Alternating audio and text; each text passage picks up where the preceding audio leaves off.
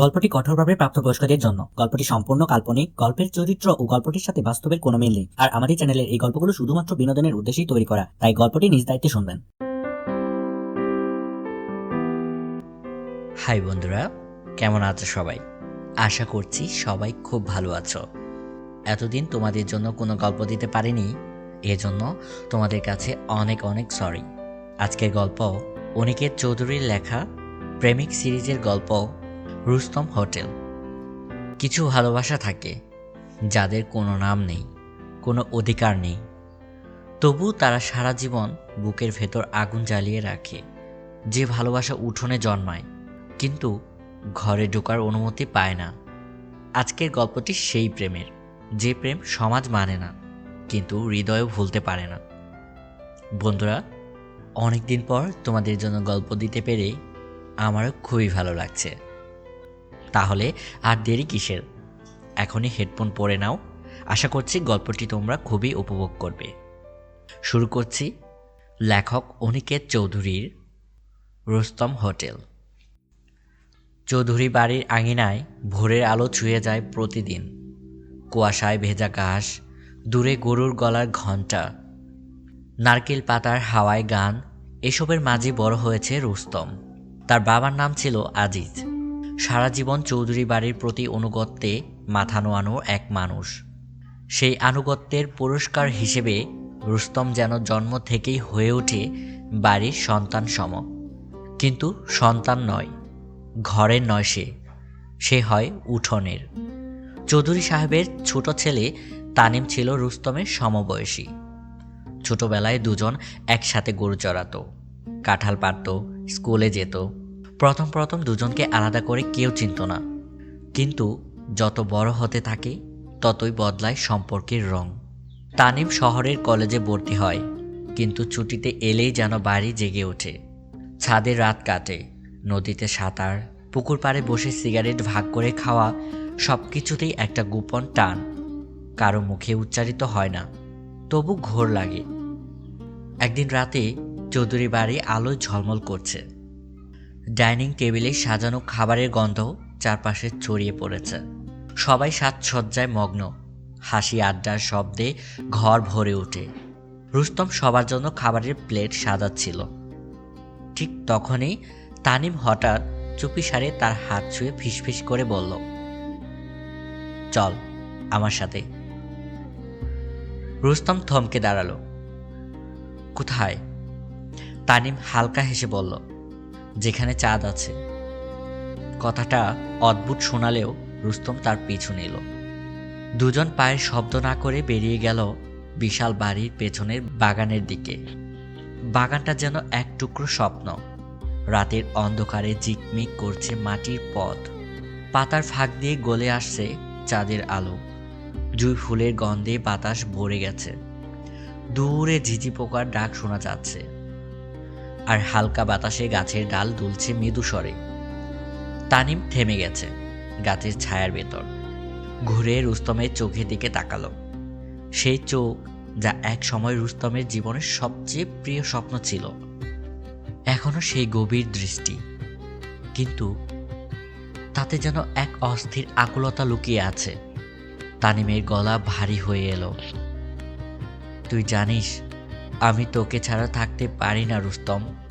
এই কথাটা যেন রুস্তমের বুকের ভেতর আগুন জ্বেলে দিল। গলা শুকিয়ে গেল, ঠোঁট কাঁপতে লাগলো। ধীরে ধীরে বলল, আমিও। এক মুহূর্তের জন্য পৃথিবী যেন থমকে গেল। চারপাশে নিস্তব্ধতা, শুধু বাতাসের হালকা শব্দ আর হৃদয়ের অনিয়মিত স্পন্দন। তানিম ধীরে ধীরে হাত বাড়িয়ে রুস্তমের মুখ ছুঁল। আঙুলের উষ্ণতায় রুস্তমের শরীরে শিহরণ খেলে গেল। চোখ বন্ধ হয়ে এলো অজান্তেই। সেই স্পর্শে যেন সব কিছু গলে যাচ্ছে। ব্যথা, ভয়, লুকোনো আকাঙ্ক্ষা। তারপর ঘটে গেল সেই মুহূর্ত। তাদের ঠোঁট এক হয়ে গেল নিঃশব্দে। জুঁই ফুলের গন্ধে ভরা বাতাসে প্রথম চুমু। তীব্র, কাঁপা, অথচ অদ্ভুত কোমল। যেন সারা পৃথিবী মিলিয়ে গেছে। শুধু বেঁচে আছে এই দুটি শরীর, দুটি হৃদয়ের স্পন্দন। হালকা বাতাস গাছের পাতায় ঢেউ তুলল, আর সেই ঢেউ যেন তাদের ভেতরের উত্তাল সমুদ্রের প্রতিচ্ছবি। রুস্তমের মনে হলো এই পৃথিবীতে যদি সুখ কোথাও থাকে তবে সেটা এই মুহূর্তে। তানিমের ঠোঁটের উষ্ণতায়, তার গায়ের গন্ধে, তার বাহুর চাপে। সময় যেন থেমে আছে। আর যদি এই মুহূর্তেই জীবন থেমে যায় তাতেও রুস্তমের কোনো আক্ষেপ থাকবে না। তানিম ফিসফিস করে বলল, রুস্তম, আমি তোকে ভালোবাসি, এমনভাবে যা কাউকে বলতে পারি না। রুস্তম তার বুকের উপর মাথা রেখে নিঃশব্দে উত্তর দিল, আমি জানতাম এই দিন আসবেই। চাঁদের আলো তাদের উপর ঝরে পড়ল। সেদিন রাতে শুধু বাগানের গাছপালা, জুঁই ফুল আর নীরব বাতাস জানল সেই গোপন ভালোবাসার গল্প। এক নিষিদ্ধ অথচ পবিত্র গল্প, যা তাদের জীবনটাই বদলে দেবে। তবে এই সম্পর্ক যতই গভীর হোক, রুস্তম জানত সমাজ একে মেনে নেবে না। চৌধুরী পরিবারের ছেলে আর এক কাজের ছেলের ভালোবাসা, সেটা গল্পের বইতেই থাকতে পারে, বাস্তবে নয়। তার উপর আবার দুজন বেটা ছেলে।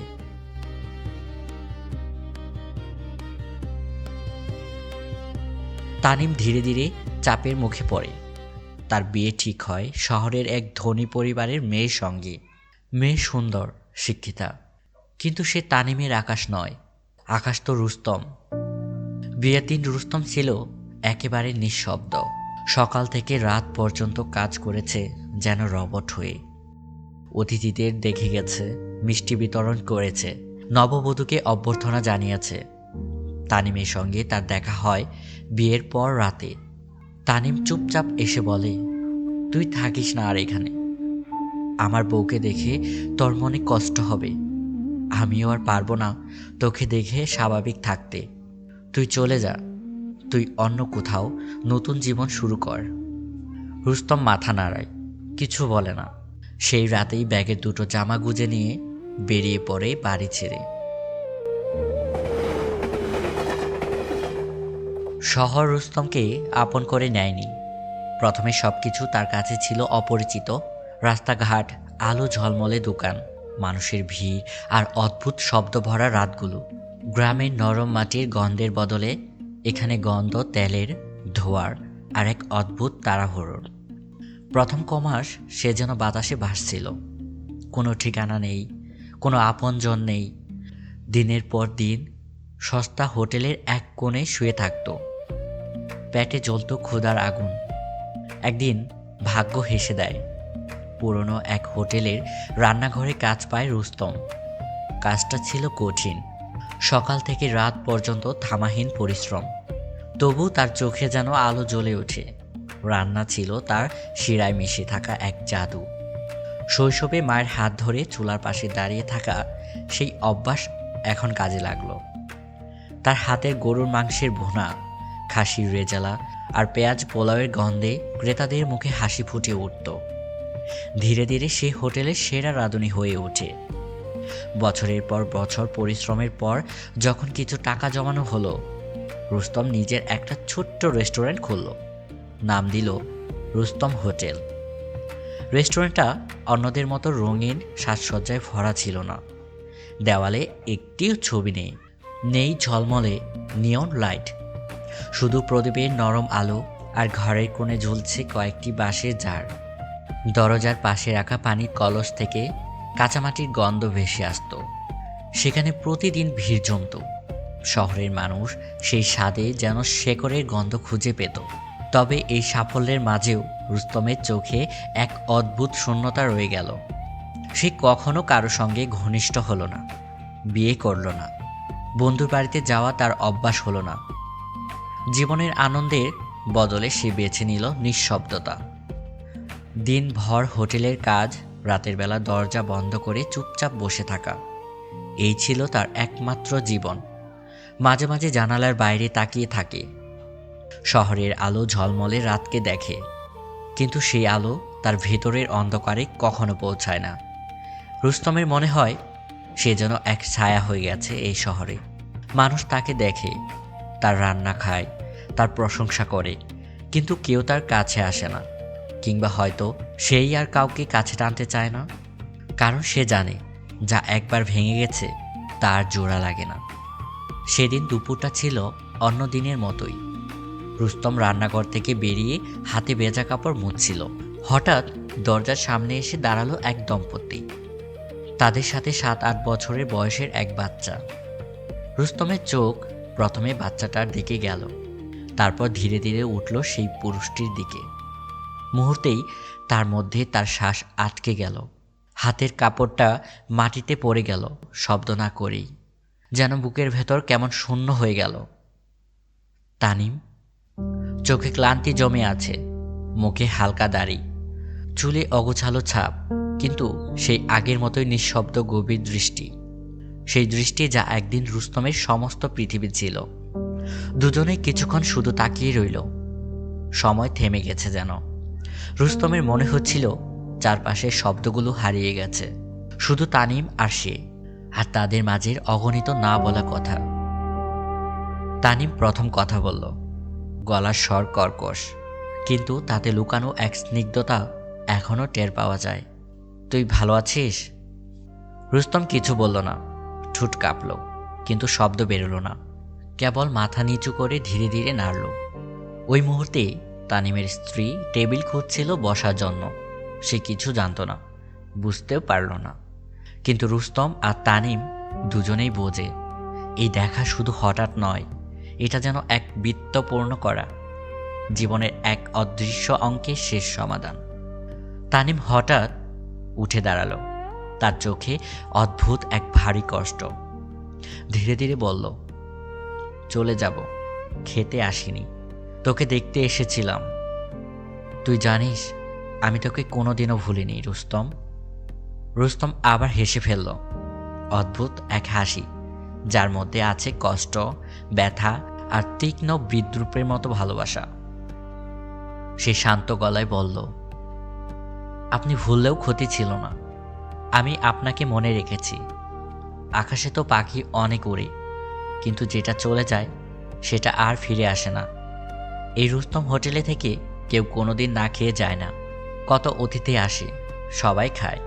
কত মানুষের পয়সা থাকে না, তারাও দুটো অন্ন মুখে না দিয়ে যায় না। আর আপনারা তো কাছে লোক আমার।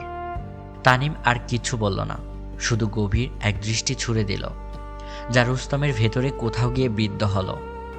খাওয়া শেষে তানিম তার স্ত্রী সন্তানের হাত ধরে ধীরে ধীরে দরজা পেরিয়ে চলে গেল।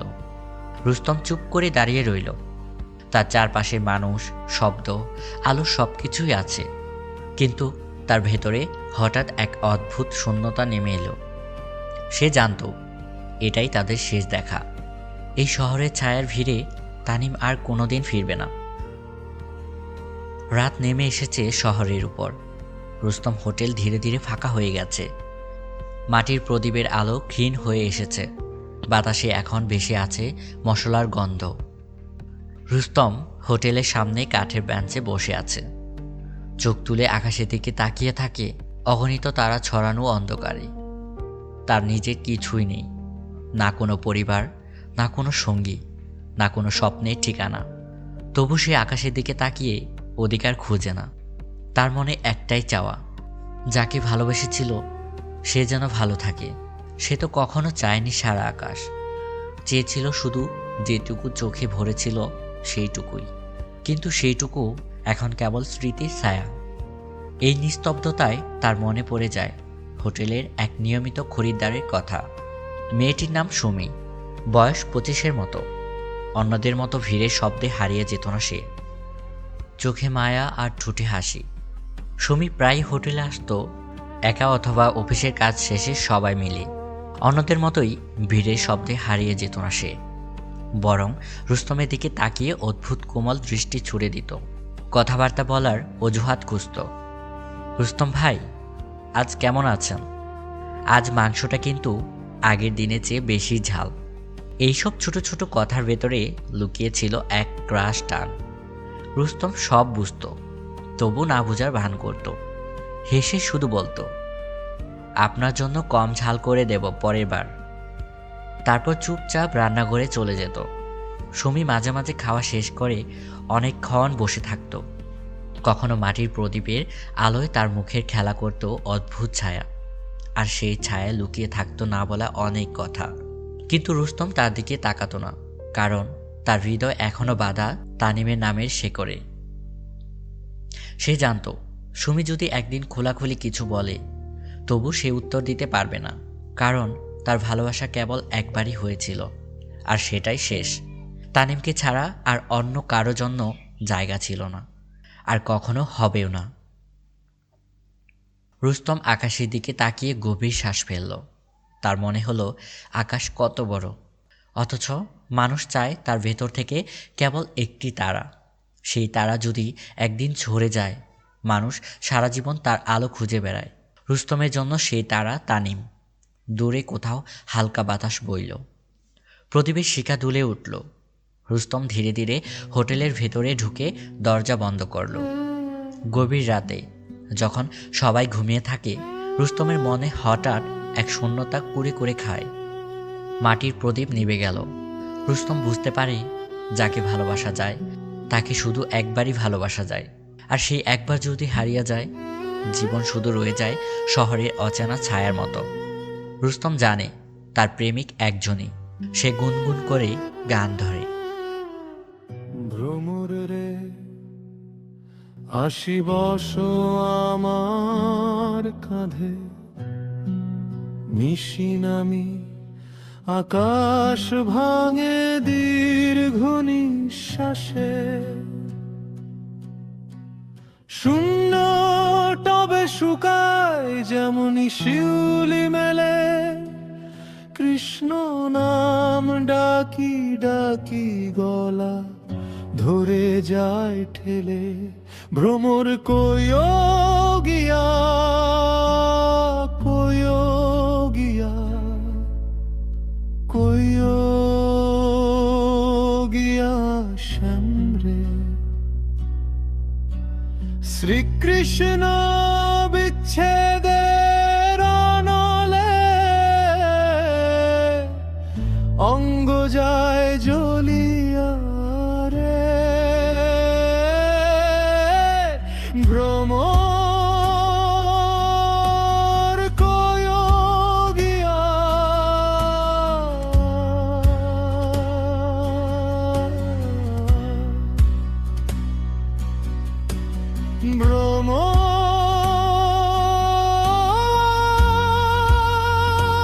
ভ্রমর কইও গিয়া।